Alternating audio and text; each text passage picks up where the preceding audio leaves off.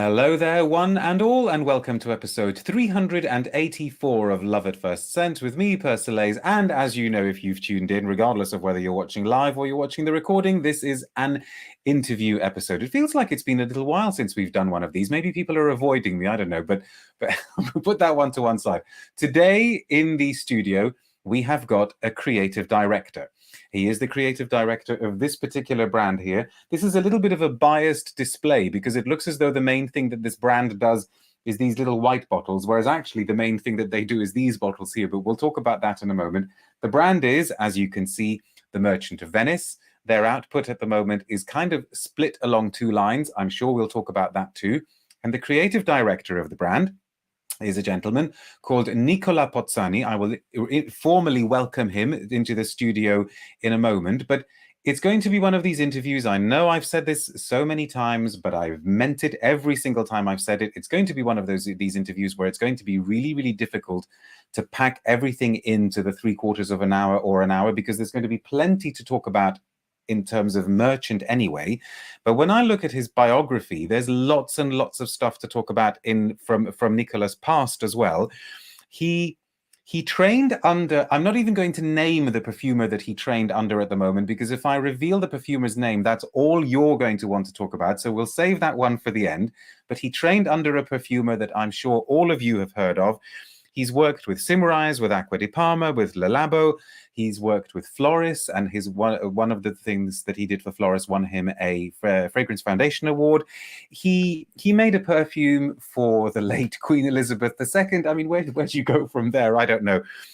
He's also known in perfume circles as one of the most respected perfume educators. And as it says here in his biography, he's taught olfactory workshops at the Slade School of Fine Arts at UCL, the Bern University of the Arts in Switzerland, and so on and so forth.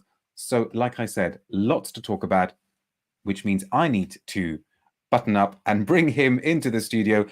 Welcome all the way, genuinely from Venice, Nicola Pozzani. Thank you very much for being here, Nicola. How are you doing today? Ciao, Darius. Thank you so much for your kind invite, for such an amazing introduction. I'm very excited to be here with you today and your fantastic audience. Live from Venice. Live from Venice, not as excited as we are. And I'm not going to ask Nicola to do this again because it'll mess up his layout. But just a few minutes ago, when we were having a chat before we started the broadcast, he actually showed me the view outside his window. And I nearly cried because this is literally just by the Bridge of Sighs, by San Marco. And I saw a couple of gondolas going past, and I just thought, oh my goodness. Yeah, I mean, it sounds silly to say, but you really are in Venice. Tell me, Nicola, when you're not in Venice, because I know most of your time you spend now in London, when you're not in Venice, what's the smell that you most miss that you associate with Venice?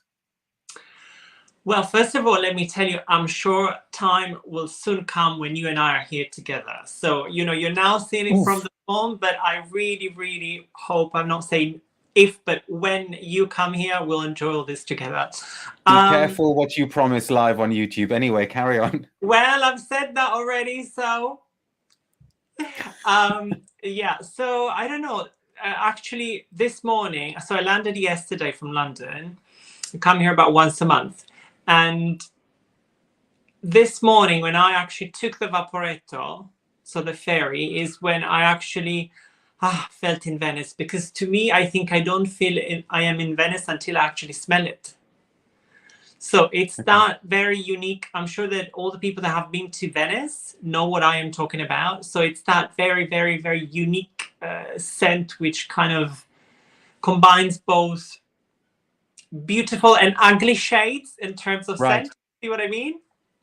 But could you, like, if you had to actually say in concrete terms, like in 2 or 3 words, what is it? I mean, what is it? Is it this the smell of the swampy lagoon, or what? Or I think it's a combination, because Venice is an island built on water, of course, and then you've got all this breeze going through the canal. So it must be the combination of scent coming from, so the scent of the sea itself, smell of the seaweed, and whatever the air, the breeze is carrying through the air, because at the end of the day, it's everything that comes to you is a combination of things. But it's, as I said before, which for me was kind of also an inspiration on one of the fragrances that I've created for them, is really this combination of both, you know, nice and not particularly nice smells. So I would say unexpected. No, Venice is a very, very, very multifaceted place, and yes, I completely agree. I mean, you know it 10 times better than I do, but having been there a few times, it's beautiful, and it's also edgy and dangerous, and perhaps we'll have a chance to talk about that.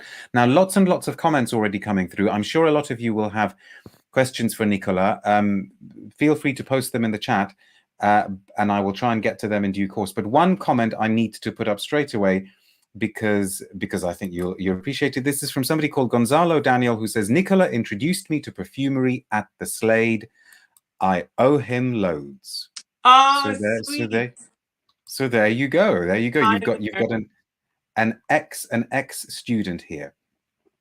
Yeah, okay, let's start in the present, and let's talk about Merchant of Venice, because I feel that our conversation will maybe take us more and more into the past as we carry on. Merchant of Venice, I think I'm right in saying, as a perfume brand, is something in the region of 10 years old, I believe. I think something like that? Yes, 10 years old this year.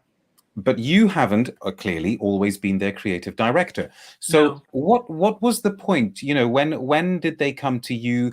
Why did they come to you? And I don't mean in the sense of why did they come to you? Why you? But why did they feel they needed a change of direction? You know, give us a little bit of a history of the brand and where they're at now and how you fit into that story.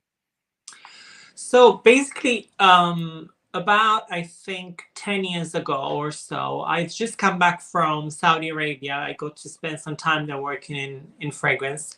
I came back to Italy, and I read, I think, on a newspaper somewhere about a perfume museum opening in Venice. And I was very intrigued, and so I made my way here, and I got the chance to meet this guy, Marco Vidal, who's the founder, actually, of Merchant of Venice, and the third generation of a family of Venetian soap makers and perfumers.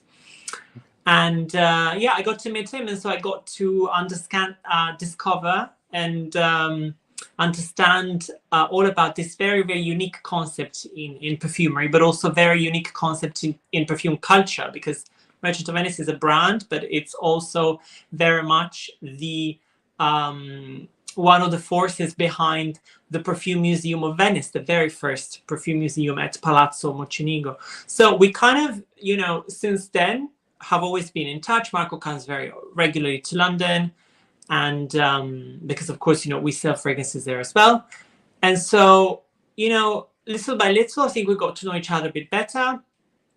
He knew me from Florist really well. And then I think a couple of years ago, yeah, he kind of, you know, mentioned that he wanted to have a nose in-house and to have someone working more and more closely to on the fragrances themselves. And about 2 years ago, that is when actually I was here during COVID, visiting family. That is actually where I had the chance to meet again. And he was quick enough, you know, to say, you're here, then I need to help me. And so that is when we actually started working together. And the work that I personally do is very much that of working on all of the new fragrances. Also, so was it because he felt that, like, the brand was becoming quite big and he couldn't oversee everything himself? Or I think so, yeah.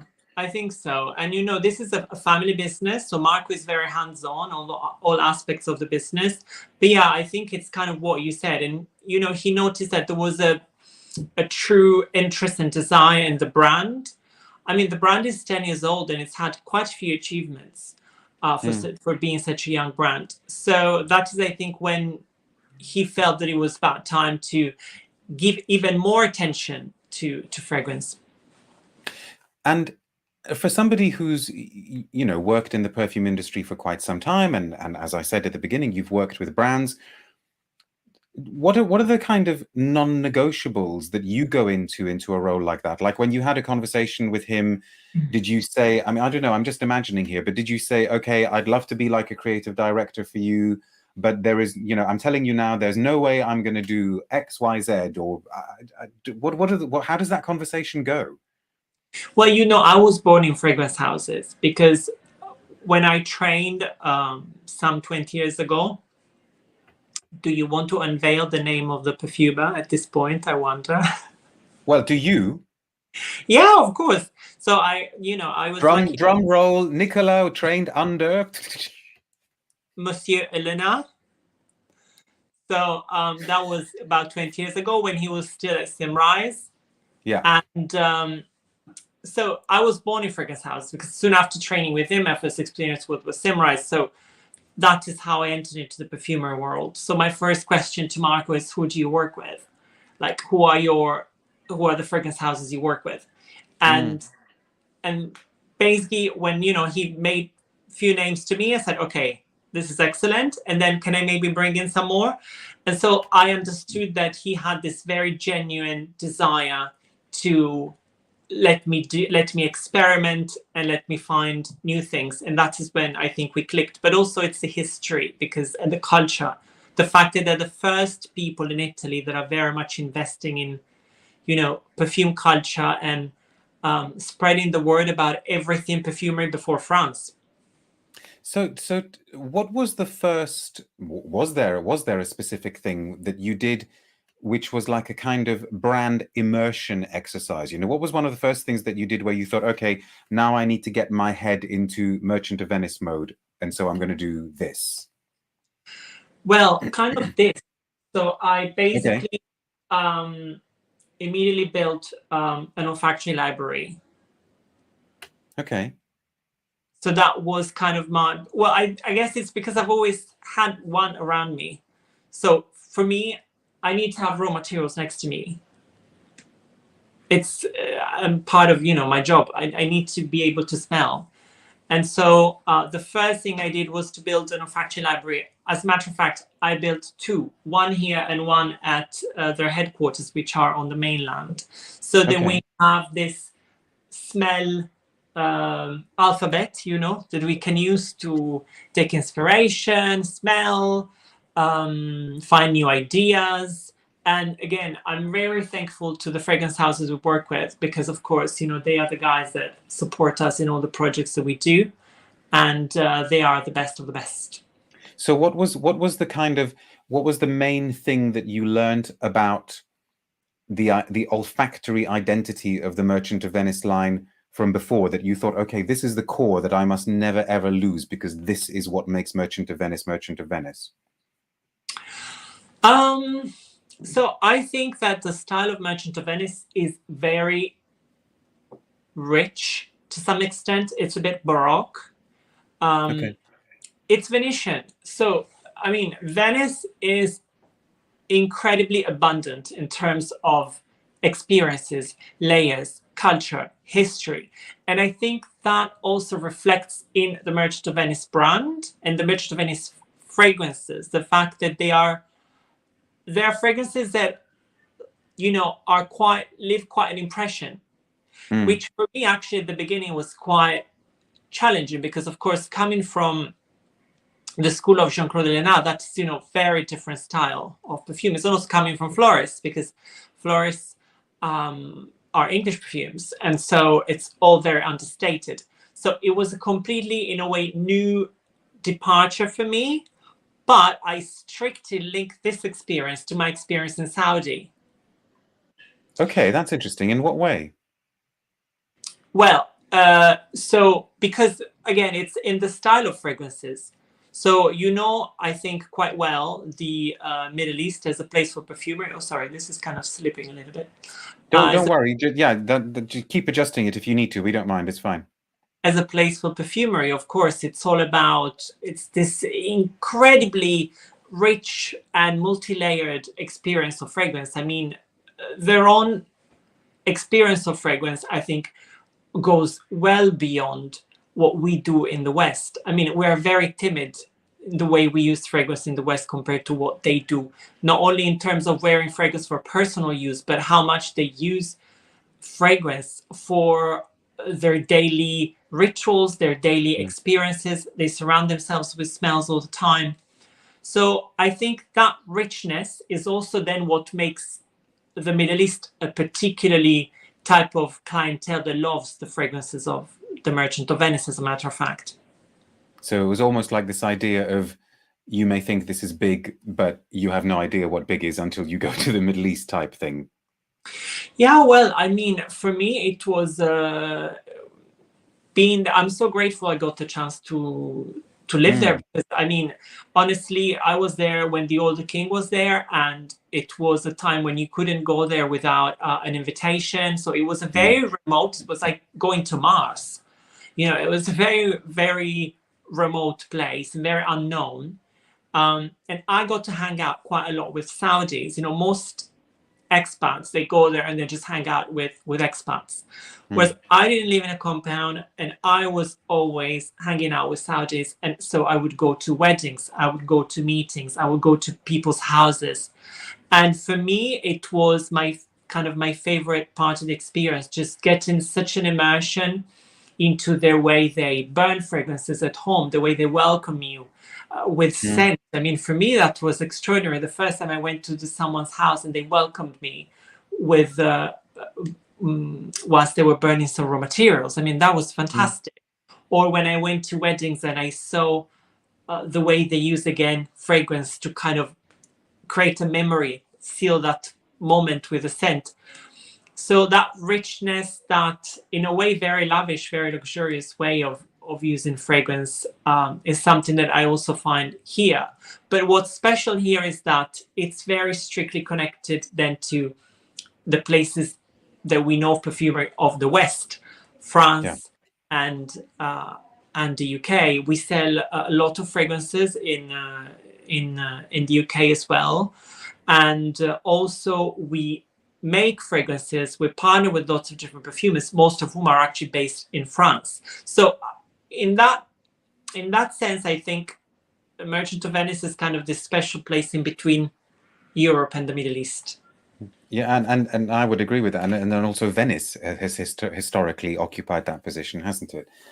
Now, absolutely, we should talk a little bit about, you know, smelling some things now. So it is difficult to kind of work out where to take this conversation, and maybe the conversation can also be guided by our audience, because on the one hand we have these bottles which, you know, you didn't use the word bling, but I'm going to use the word bling. There is a kind of bling element to these. This is gold regatta, isn't it? I think that I've got here, and maybe we'll talk about that in a moment. But then almost on the other end of the spectrum, we have got these little Accordi bottles. Now, regular viewers will know that I covered the Accordi a little while ago when they came out. Correct me if I'm wrong, but the basic idea of these is that they are single accords, individual accords, which kind of roughly go along the lines of, you know, some are floral, some are top note citruses. And the idea is that you can kind of do your own layering and maybe buy 2 or 3 and make your own personal blend. So this feels very, very different from what Merchant of Venice were doing before. I'm guessing this Accordi idea was entirely your brainchild. So tell us the story of that. You know, how did you present that idea to the founder and say, you know what I want to do now? I want to go minimalist. How did that come about? So basically, when I came in, they had like before this collection, there was another collection made with a lot of different smells that were kind of inspired by different notes. But Marco wanted to completely rebrand and reformulate that collection. So I'm going to interrupt you long enough there. Just say, is it this one? Because Aperol Spritz said, was that the museum collection in the small red bottle? Okay. Exactly. So we've answered that question. Thank you. Yeah, so this museum collection, which is literally one of the first things they launched when they partnered with the Perfume Museum here in Venice, Palazzo Mocenigo, was something that had to be rebranded. The fragrances couldn't work the way they were made, and there were so many different references. It was a bit, I think, redundant. And that is when I felt the need to really move. There were about 50 different references. Wow, so that is when I felt the need to simplify. Maybe this is also my, you know, nearly half of my life being spent in the UK. So I kind of had to simplify and create a bit of order in this scent souk. And so basically there was this design. So Marcus said to me, we need to rework on that completely. And I said, okay, great. And then at the same time, I got, to dive a little bit more into, of course, again, the perfume museum here. I mean, not everyone has a Venetian palazzo they can go to take inspiration. So I went there and I got to actually consult some of the original books about perfumery. And I'll show this that I always bring with me. People make fun of me because I always have it with me. But it's so unique. Look at that. And I have to say, you have shown me this book as well in person, and it is very special flicking through it. Tell us about it. Secreti, what is it? Secreti, go on. Segreti nobilissimi dell'arte profumatoria. Yeah, we could listen to you saying that all day, Nicola, but carry on. So it's basically a book from the Renaissance times, which basically gives recipes about perfume, about cosmetics. It's hilarious, actually. It's very entertaining. Just hold it up full screen again so that people can get a sense. Open up, show us one of the pages, because like the pages with the formulas in, because they are actual formulas in there, aren't they? Yes, they are. Yeah. Okay, so you got the book. Yeah, I got the book. I mean, I'm looking at the page in front of me now. I mean, it says acqua di lavanda. That is clearly lavender. Fiori di gelsamini. That is clearly jasmine.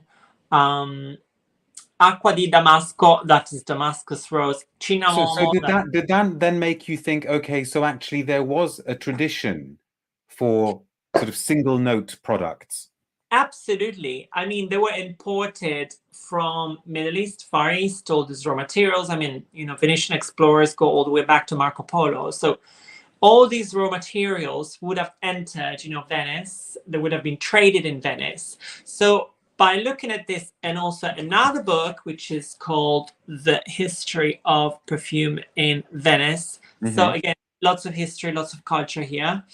I got to discover that, some of the ingredients that we use at this day and age in perfumery were the same as they were using back then. So I thought, why don't we take this as an inspiration? So this kind of, trading routes, and then combine it with what's happening now. So right at that time, I happened to get quite close with fragrance house Givaudan, and there I got to discover their new sustainability program. Okay. And in doing so, I got, of course, the chance to smell these fantastic raw materials that were unveiled to me. And I was, of course, amazed, because I had the chance for like the first time in my life to smell like 10 different types of bergamot and discover things that I had never come across before. And I thought, well, this is fantastic. And honestly, they are the best raw materials I've ever smelled. And I thought, this is then the key, the modern interpretation that we could use in creating a collection which celebrates perfumery ingredients, which are, in a way, classics of this day and age, but they're also found, some of them in the original Renaissance manuscripts. But of course, in a modern way, with attention to the way they're sourced, with attention to the way we give back to the communities we get them from, because clearly, 1,000 years ago, things would have been quite different.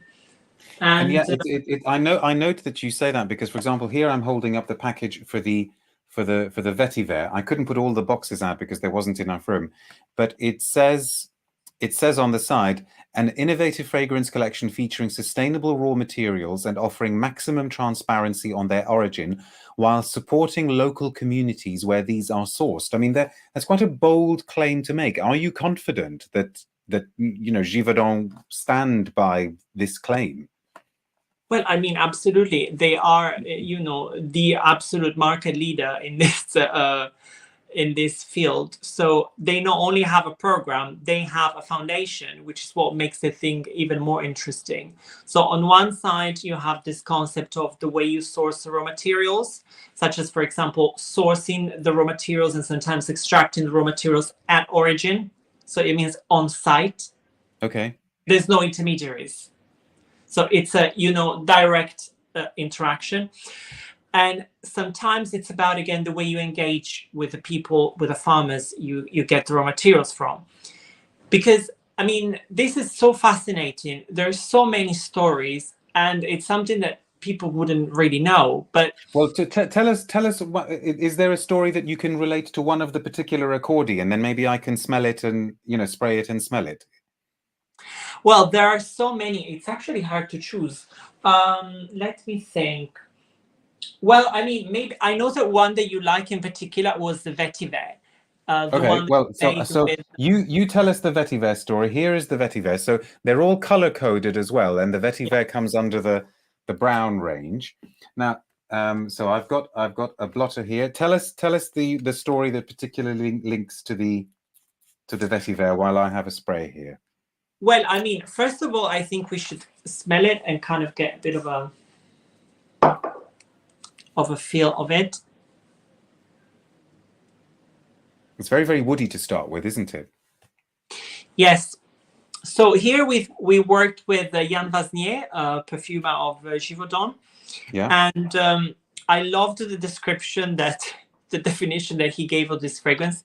So whereas normally, you know, when you work on a new fragrance, you kind of want to tell a story. So you're looking at how can I use these raw materials to express the story, to express an emotion, to express a feeling. Here, the approach was completely different. So here, we very much started from the raw material. So there were specific raw materials that were of interest to us. And when I say us, I mean me, Marco, and the team. We're a small team here in Venice, about 5 people working on all the new projects. And I'm very proud to say that we have evaluators who have graduated at ISIPCA in Versailles. And so we started from the raw materials that, you know, kind of really touched our heart in a way or another. And then we asked the perfumers to give an interpretation of that raw material. Okay. So it wasn't, you know, I'm trying to tell, like you mentioned, Gold Regatta. Gold Regatta was a specific story that I wanted to tell and that I built with the perfumer. This is a completely different approach because, again, we start from the raw material. So Yann Vasnier here said, I wanted to give a brutal interpretation of vetiver. I love that line. Do you see that?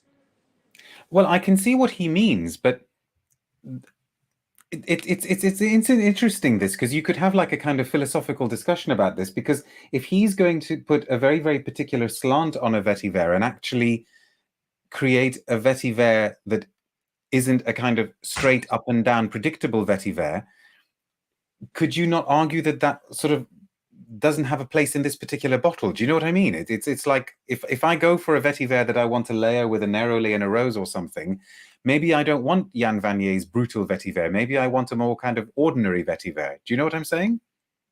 But Yann Vasnier is not ordinary. No, he's not. That's true. He's not. And also is there a particular kind of sustainability related story that goes with the vetiver that you're aware of, or not necessarily? Yes, of course. So, you know, but also, sorry, the raw materials themselves are not ordinary because the way they smell is absolutely like premium quality. In fact, some of them are called or pur, which means pure gold. Yes. Because the perfumers would select the crop of the raw material. So it's a very, very, like, in a way, hands-on artisanal way of making perfumes. So in this case in particular, with the vetiver, it's basically about, you know, it's the Haiti region, of course, that we're taking the vetiver from. Yeah. I'm only looking because every single one of them has also got a location mentioned, and the vetiver does say Haiti, absolutely. Yes, so this is actually the way it looks. Yeah. And, you know, sometimes we are sourcing raw materials from countries that have very different lifestyle than the one we have. Sometimes people have no access to water. Sometimes people don't have the means to really have to know how to look after themselves through food. So they're not educated about nutrition. And so these are, in this case in particular, that of the vetiver, the way that the Givaudan Foundation has worked in giving back to the community that we're sourcing from. Not only them, Not only that, but also the proper way to actually extract the roots of the vetiver. So maybe not everyone knows that vetiver is a plant that when you see it outside, it's kind of like, it looks like this thick grass. Whereas what we use to make the stem distillation is actually the roots, which go very, very deep underground. And these roots, you find them always in volcanic regions, because technically they are there to prevent soil erosion. And so again, this is important to educate people. The same thing happens with patchouli from Indonesia, on what are the best procedures in extracting the raw materials from, in the way we find it from Mother Earth. And this is why we call it nature conscious. Okay, that's fascinating. So I'm gonna very, very quickly go through the list of the ones that we have now, because there were 8 to start with, and you have just launched, I'm going to say 4 new ones. So in case people can't make out, very, very quickly, there is a bergamot, an orange, a petit grain, a neroli, a tuberose and a rose, a vetiver, a sandalwood and a patchouli, and a vanilla, a saffron, and a tonka bean. Now, in an ideal world, I think I'm right in saying, Nicola, what you would like to do, what you would like to happen, and what the sales assistants in the world and up and down the UK would like to happen, is that people come along and maybe choose, buy 3 of these and create their own kind of bespoke accords that they wear on themselves. So I'm going to put you on the spot now, and I'm going to say, I've got a blotter here. Tell me to make up like an accord. Tell me to do like, on a blotter, like just tell me which 3 to pick, an accord that you think works quite well, and then I'll smell it here, and then you can sort of talk me through it. So go on. Sure. So again, I think what's really beautiful about this concept of creating your own mix is also adapt your scent to mood, event, time of the day, or season. So given that now we are in the summer, and here today in Venice is around 28 degrees, not too hot, but still I think people would benefit from having quite a refreshing, happy type of uplifting. Okay.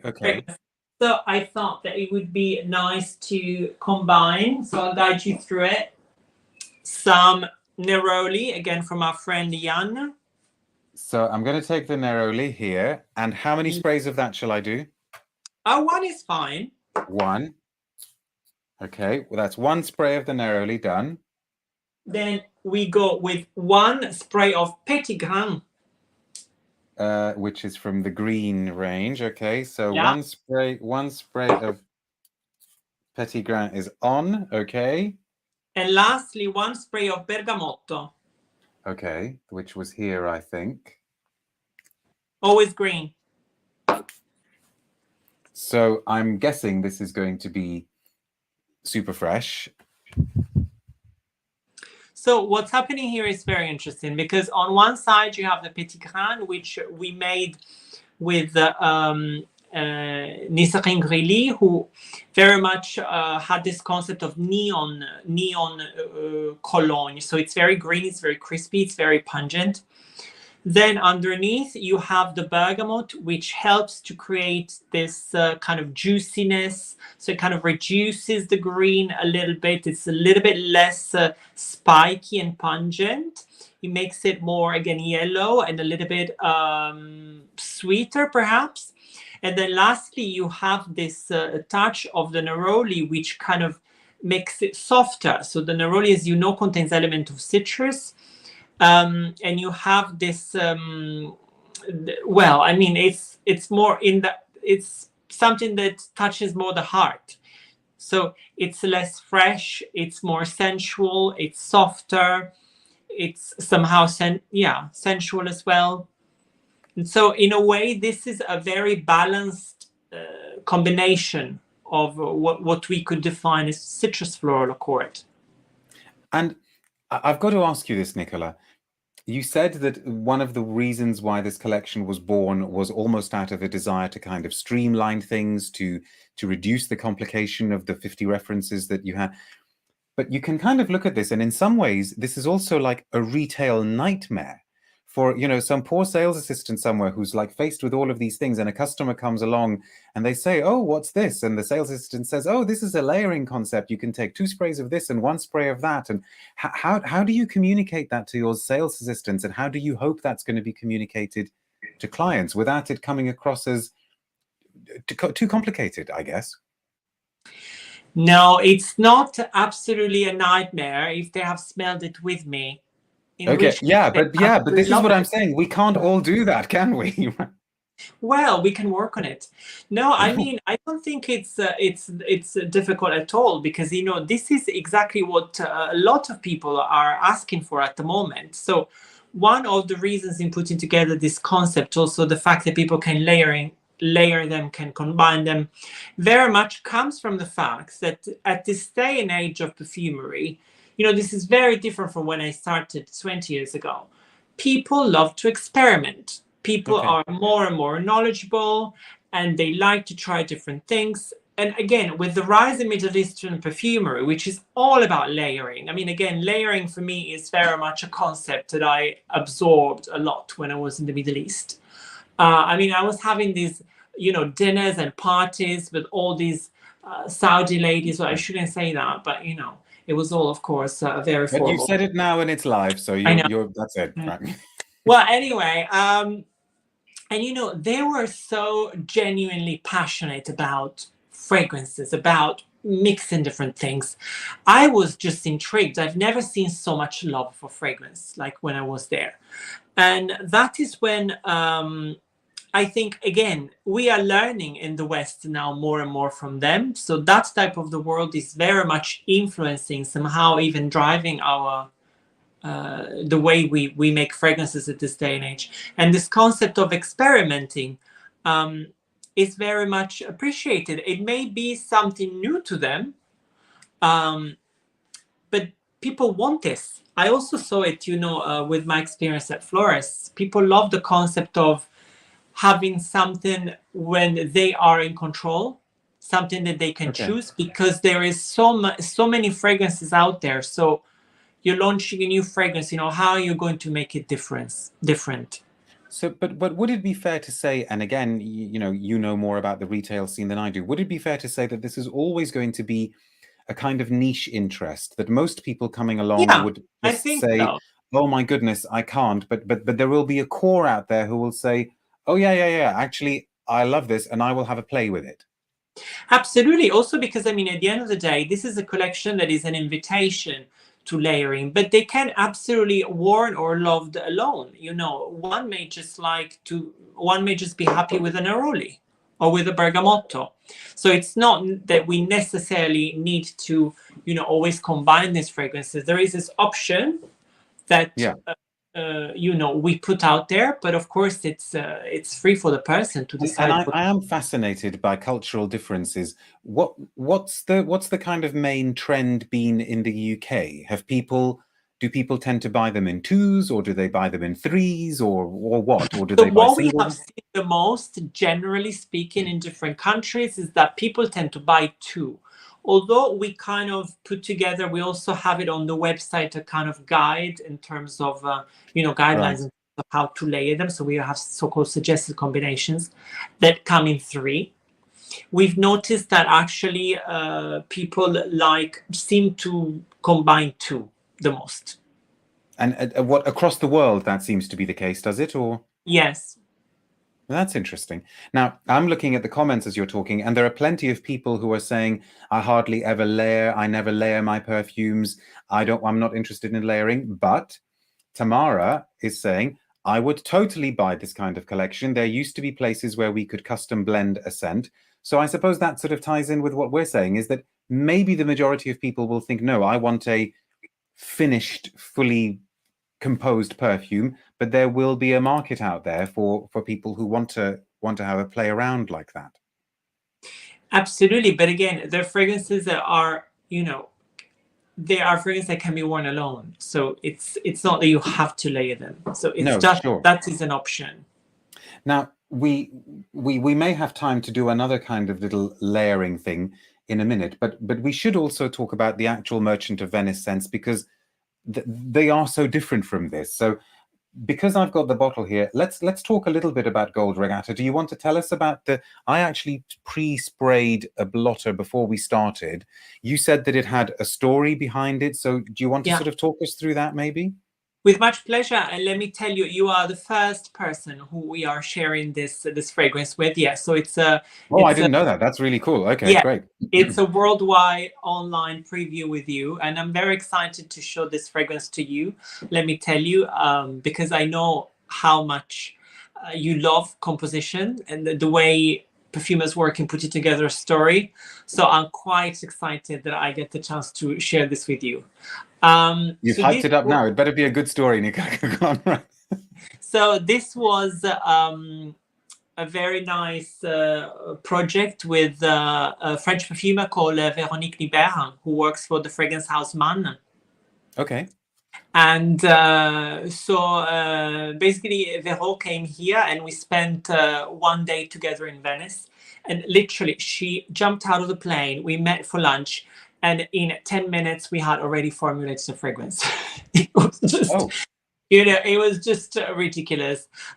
We clicked immediately. You know, when you click with someone immediately, and for me, that is how it needs to be with the perfumer I'm working with. So we were very much just commenting on the scents that we would smell in the air, and you know what we found unique about Venice. And then it was also the time when I got invited to see the Venetian Regatta. So this happens every day. Maybe not everyone is aware, but every year, once a year around September, we here in Venice, we have the Regatta Storica, which is this very unique event because on one side you have this competition. So people are actually competing to win the regatta. And on the other side, you have the what can that be called in English? The kind of the parade. So you have all these people dressed up in Venetian costumes and in traditional boats going through the Grand Canal in Venice. And I thought I kind of experienced, that sense of competition. And that was still kind of the last final leg of COVID. So I thought the regatta is a perfect metaphor to describe some sort of revenge, some sort of desire to, go past all life obstacles and always trust that there's going to be something better, and being always in pursuit of glory, of victory, which at the end of the day is what Venice was all about. Venice being this very fragile ecosystem, always threatened by water, by invasions, now tourism, but at the same time incredibly strong because it relies on 1,000-year-old empire celebrating arts, culture, and trade. So I thought this is the perfect idea then to connect with this fragrance. And of course, with Vero, we clicked immediately and we started working on raw materials that actually are not particularly pleasant on their own. Because here we have, again, things that very much are from Venice. So we have red seaweed, for example, which is something that is not very much used in perfumery. But again, you can see it here. You see normally 3 different types of seaweed around the lagoon. And the red one, Alga Bruna, was the one that kind of captured my attention the most. And speaking with Vero, she then shared with me this raw material I didn't know. But it's not is it an accord that's been made? It's not, you can't extract it. No, it is an absolute. Yes. Oh wow, okay. Yeah. Okay, go carry on then. It's red seaweed absolute. And then we, of course, commented so much on this fact that Venice was a city built on wood. Not everyone knows, but what really created this magic place is the fact that when you put a bricola, so that's the name of this wood, in the mud, basically the bacterial interaction occurs whereby the result is very strong and solid, almost like concrete. And that is how you can actually build a city on top of that and have very, heavy buildings built on it.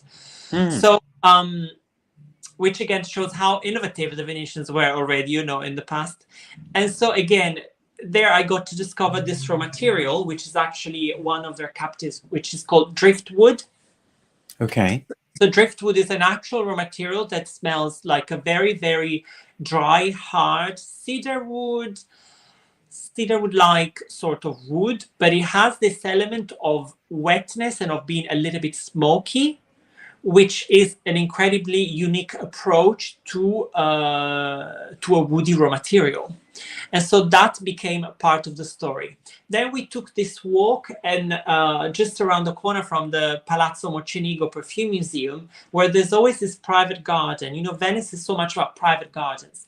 And there is this private garden where you've got this huge, like, fig tree branch, going over the wall and kind of, you know, very close to the water.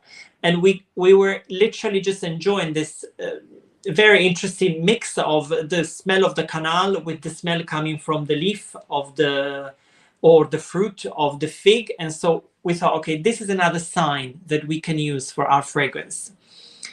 Then when we watched the parade, Vero had this, was quite impressed with the costumes, you know, and the velvet used in the costume.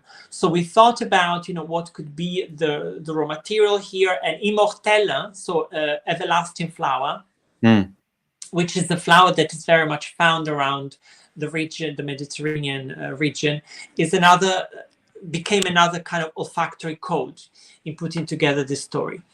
And lastly, we used this, again, it's called a jungle essence. So it's a very special type of extraction of vanilla from Madagascar. And the smell that you get from that absolute, I don't know if you ever got the chance to smell them, but it's very multifaceted. Everyone knows, of course, vanilling as vanilla, but vanilla is very multifaceted, and you have this sort of olive oil aspect, rubber aspect, hay aspect, and then slowly then it descends into vanillin.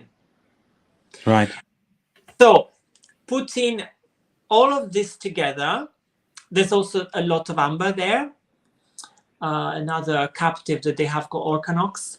So putting all of this together, we conceived Gold Regatta, which is actually in the design itself inspired by Venetian textiles. So what you see right here is lots of Venetian bridges. Yes.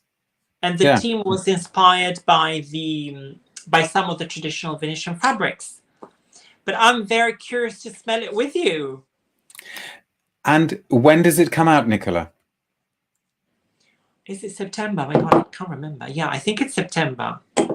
One question that I've got to ask you, there's a bit of a kind of like elephant in the room with Merchant of Venice as well. And I can't have you on this channel and not ask you is, why are the kind of mainline Merchant of Venice perfumes so expensive? Well, I mean, have you seen the kind of work that goes in the bottles? And have you seen? No, you haven't received the new. That's the only bottle that I have here. But I guess, okay. So is it because the brand has made a decision that actually the bottle is part of the investment as much as anything else as well? Well, of course, it's all of the aspect. Okay. So, of course, I started from the bottle because that's what we have there at the moment, but it's also the raw materials that we use. I mean, in the concept of, again, Accordi di Profumo, but in all of our fragrances, we use very high quality raw materials. And of course, this is also an independent family-owned business. So we're not a corporation. And everything that is made is very much hands-on, meaning that also we rely on a number of lots of different, craftsmen or designers or glass makers that we work very closely with, especially here in Italy. That's quite an interesting network of people that work in the industry. So it's, I guess, attention to detail to answer your question. Okay. And I've just looked at what the time is. I can't believe how quickly the time is ticking, and I haven't even taken very many questions from folks watching, but I want to take at least a couple. This is from Smarks1166, who says, which perfume, which I guess from Merchant of Venice, which perfume from Merchant of Venice is most unlike anything offered by another house? So I suppose, which is the most original Merchant of Venice perfume, would you say? What direction would you point them in? I would want to believe maybe this one which is smelled. The Gold Regatta? I think so, yeah. The upcoming one. So, okay, so they need to seek it out come September. And here's one from Woozy, regular viewer, who says, how would you say your approach at Merchant is different from what your approach was when you were at Floris? Well, in a way, it's very similar. In a way, it's very different. I mean, so my work at Floris is artisanal perfumer, so it's very different. So there I have, a whole setup with a lab where I'm actually mostly making fragrances custom made one-to-one. That is actually most of my work at Floris. Although I actually made fragrances that then went on into the collection. Here it's a creative director and I'm working with fragrance houses. So it's slightly different in the setup. But having said that, the job of a fragrance creator is always that of telling stories through scent. So in a way it's different. In a way it's very similar, because I'm always, at the end of the day, I guess, using my passion, my knowledge, and wanting to make people happy through fragrance. Brilliant, thank you. And we have to ask about Monsieur Jean-Claude Ellena. What kind of teacher was he? But you didn't tell me anything about this Gold Regatta. Oh no, because this is not the format where you get to ask me the questions. I ask you the questions. I don't share any views or any opinions. Oh, really? Or anything. That's how it works. That's how it works, Nicola. You can tell me about Jean-Claude Ellena now. Interesting. Well, you'll tell me then after the call.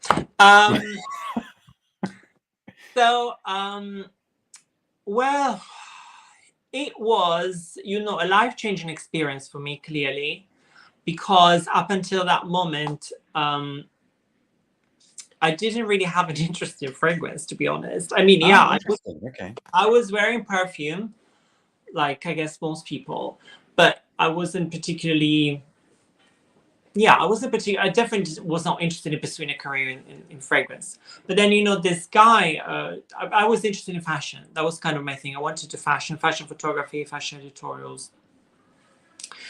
But then the school where I studied in Milan, had perfumery as their study. And so the day he arrived, literally from class, and gave us his first lesson, was kind of the day where I think my life changed and completely seduced me to the idea of I definitely want to work in fragrance. I think it was the way someone, and in this case Jean-Claude himself, introduced fragrance to me that made me fall in love with it. It wasn't fragrance itself. It was the fact that he's an artist, a poet, philosopher, one might say. So there's a very unique way of, I guess, interpreting and using fragrance in what he does.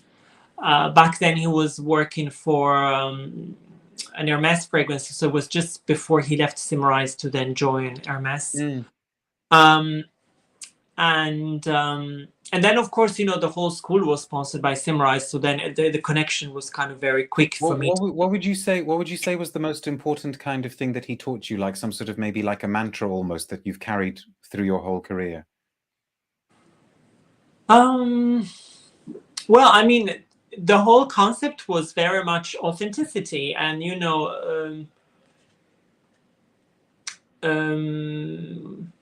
telling your story and listen to your feelings, to your intuitions.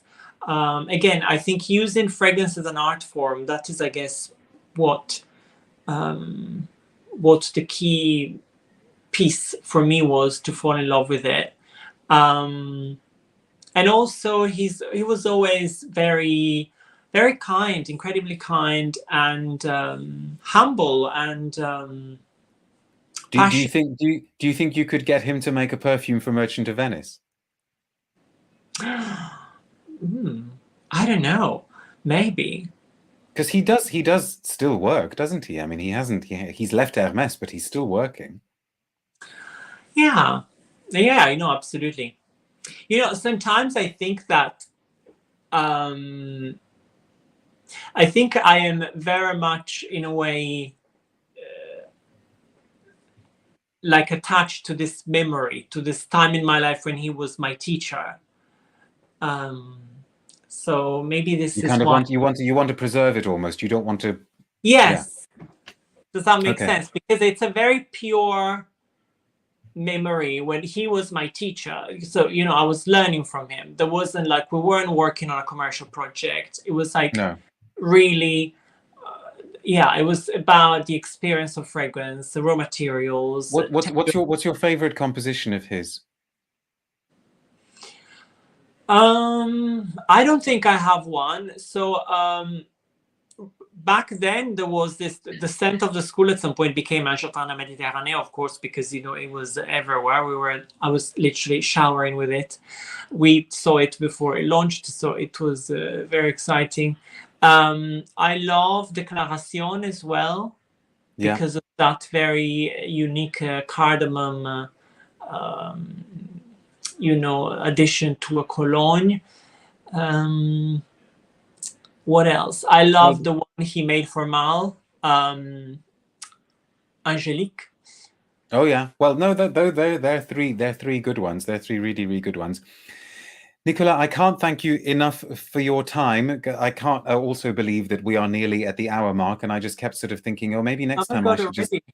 It's pretty much been an hour, but I want to give you just about enough time to also talk about what you're doing at Harrods soon. Now, this is going to make people who are not based in the UK feel very, very jealous and upset. But Harrods basically turned July into Perfume month, and you are doing an event. Are there still any tickets left for your event? I think so, yes. So it's very exciting. So you should tell people about it. You're going to be talking about Merchant of Venice, aren't you? Yes, and we're going to talk a little bit about Gold Regatta, and also, most importantly, our new launch, which is called Queen of the Night. Queen of the Night. And I guess if people go to the Harrods events page, they can find it, and there's always like a link to buy tickets, isn't there? Yes, that's correct. It's on the 14th of July. So you can find all the information on the website, and I'm going to be joined by the lovely Susan Nightingale and Nicola Bond. So it's going to be a fun night. Oh yes, you'll be in good hands, safe hands with those two. Thank you very, very, very much for your time. Hopefully you will be back here before too long, and we'll hopefully talk a little bit more about the Accordi and more about Merchant of Venice. But until then, don't enjoy those Venetian sunsets too much and make me feel. Oh, I'll be back on Wednesday. No worries. Well, back in the UK. Yes. Well, I'll tell you now that it's been raining here all the time today. Oh, it's good. We need a bit of rain with all that beautiful, lavish greenery. Yeah, well, okay, you said it, not me. Thanks very much, Nicola, and thank you very much to all of you for watching. Stay tuned for information about more videos coming your way soon. Take care. Bye now. Thank you. Thank you so much.